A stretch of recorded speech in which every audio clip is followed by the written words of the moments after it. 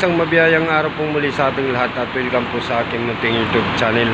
Andito na naman tayo mga idol. Meron na naman akong nais ibahagi. Isa na naman tong ceiling fan motor. Gawa na po tayo ng mga windings po ng ating running at saka starting. Ating starting naman po ay 730. Sa ating running naman ay 840. Meron tayong dalawa rito na core ng ating ceiling fan. Ito ay ibang size naman po. Mas malaki-laki ng kaunti. At saka medyo mas makapal. 840 naman. At 730 naman sa ating starting. Ito po yung kanyang housing ng ating mga windings. Counterclockwise, clockwise, counterclockwise, at clockwise. So kailangan paglulubog po natin sa ating windings ay wala pong sala, ano? Sundin mo lang yung direksyon, counterclockwise, clockwise, counterclockwise, at saka clockwise. Nang sa ganun ay magawa po natin ang tama yung ating pagre-rewind. Dalawang grupo po lamang yung ating windings, isang running at isang starting.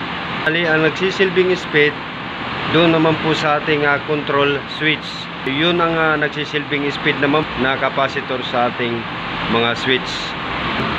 Capacitor po yan sa loob.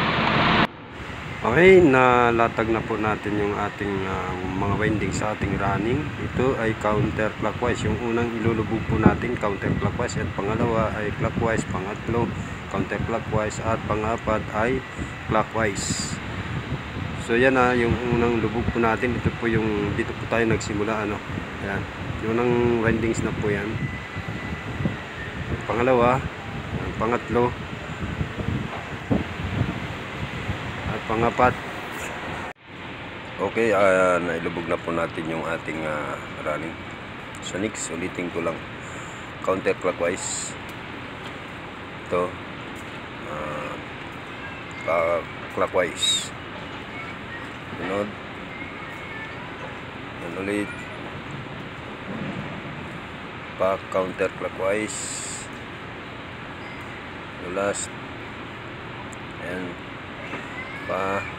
clockwise. Ayan. Ito yung puno. Ay, dulo. Ayan.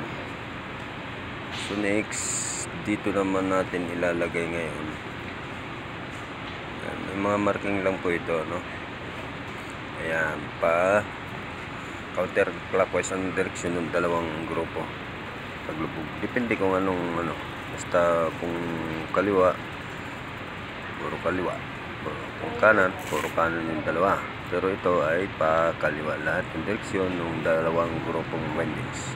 So next, ito naman yung ating starting. Dito natin ilalagay sa number 2. Ito yung ating 700, no, running. So next, ito yung ating 600. Starting po natin ito. Dito natin ilalagay sa number 2, no? Ayan. Number 1 ng puno. Bilang katatlo. Ito yung puno rin ng ating starting. Diyan po natin ilalagay ngayon. Ayan, tingnan nyo na lang, ano? Yung ating puno. Ayan. Ito yung ating starting windings. So ayan, nakabit na po natin yung ating starting windings. So connection, no? Ayan, basic na dyan ay lalagyan nyo na lang ng palatandaan. Ayan, marking. Tapos na po natin. Okay. Yan, tapos na po natin tahin yung ilalim. So next, yung ibabaw naman na kung saan ay nandun yung mga wires po natin, no? Ito, tapos na po natin. Ayan. Okay. So ito na. Lalagyan naman po natin si wire. Ayan. Bali 3 wire lang. Ito yung ating thermal fuse. Ayan. Diyan natin lalagay sa common yung kulay puti. Okay.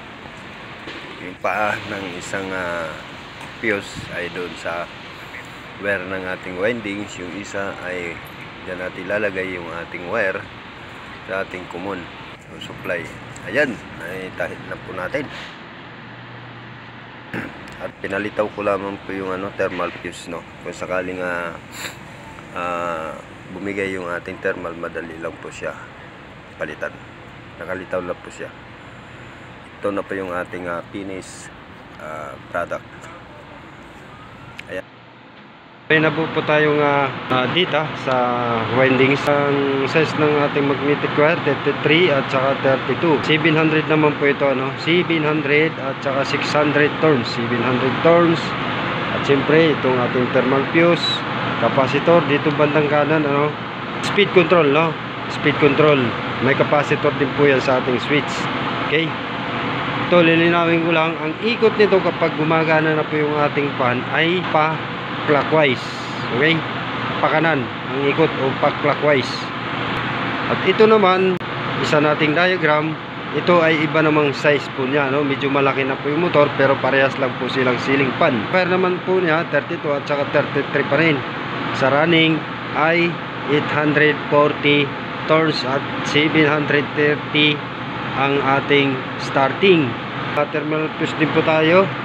Ito capacitor at siyempre yung ating speed control, dito po yung ating speed dahil dalawa lang na grupo yung ating mga windings. So ito yung ating diagram. Ito ay pa-counter ang ikot o pakaliwa naman po yung ikot kapag gumagana na yung ating ceiling fan. Bakit may pakanan at bakit may pakaliwa ang ikot ng ating mga ceiling fan? Depende po sa design, depende po sa brand at design po ng ating LC, Kaya dito sa paglulubog ng mga windings, may iba-iba po silang design. Okay, malinaw na po tayo dyan. Tuyo na siya, 2 araw po natin siyang pinatuyo. Dito po yung kanyang housing. So, install lang po natin. Bagong revamp po natin.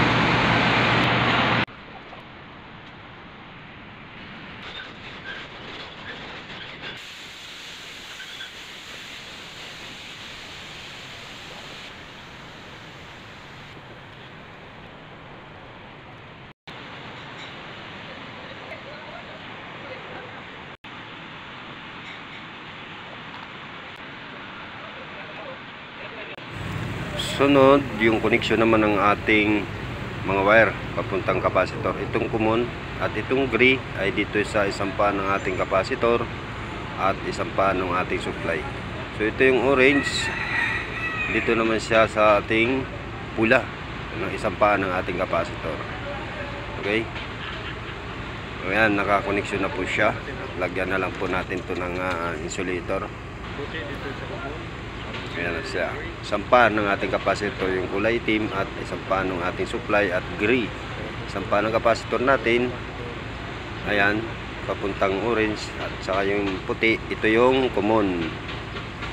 Ayan, ganyan lang connection po natin. So ayan, may insulator na po, Ayan na. Okay, dito naman tayo sa ating mahiwagang switch. Dalawa lang naman yun. Ito.